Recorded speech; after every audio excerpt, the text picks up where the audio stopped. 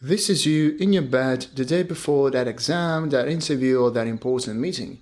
You spend the whole day preparing, going through all sorts of rehearsals, checklists, what-if scenarios, until you were sure you covered every possible combination of events that might occur. So now you can finally get some well-deserved rest before the big day. But bam, out of nowhere, your brain comes up with that one single chain of events you hadn't thought about, that inexplicably escaped all your checklists, and now you lay there in bed, eyes wide open, and cannot possibly be sleeping anymore. Ever. Sounds familiar? Yeah, that's anxiety, baby. There are times when our rational part of our brain gets completely overtaken by that latent sense of fear and dread, when things feel completely out of control. That's when anxiety gets the best of us. We all have important stuff to do. Our duties, our responsibilities might put us under a lot of pressure. But the worst part is when we get completely overwhelmed by anxiety, even for very silly preoccupations. So how do we handle that? It's important to stop for a second and realize that most of the times anxiety is caused by overthinking. Literally.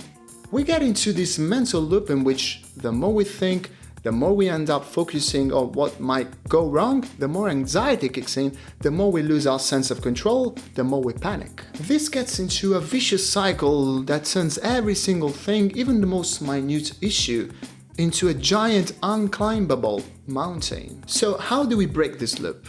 When it comes to anxiety, our biggest enemy is inaction. We have to stop thinking and start reacting. The first move is offloading. Whenever there's a thing that worries you and start feeling anxiety kicking in, note down what it is, write down whatever it is that gets you worried. This is especially effective when your brain is clouded with many preoccupations at once. If you write them down, it will alleviate the concern you have that you might forget about something important. The fear of forgetting is usually where part of the anxiety comes from. And secondly, if you write them down, it will allow you to look at your demons in the face. If you do so, most of the times you realize that they're not as ugly as they seemed when they were haunting your brain. And not just that, you also get a sense of relief at the idea that you got them out of your head somehow.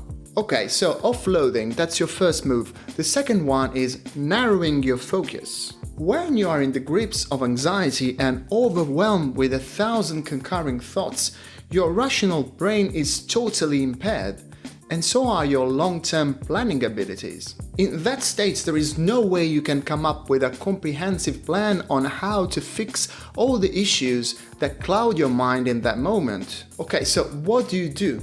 Well, only focus on your next step. Stop thinking about the other hundreds of things that come after that.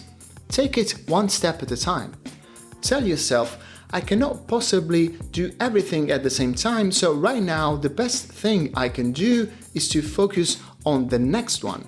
In times of internal crisis, strategic thinking is very difficult. That's why it is much easier to narrow your field and focus on small, achievable goals.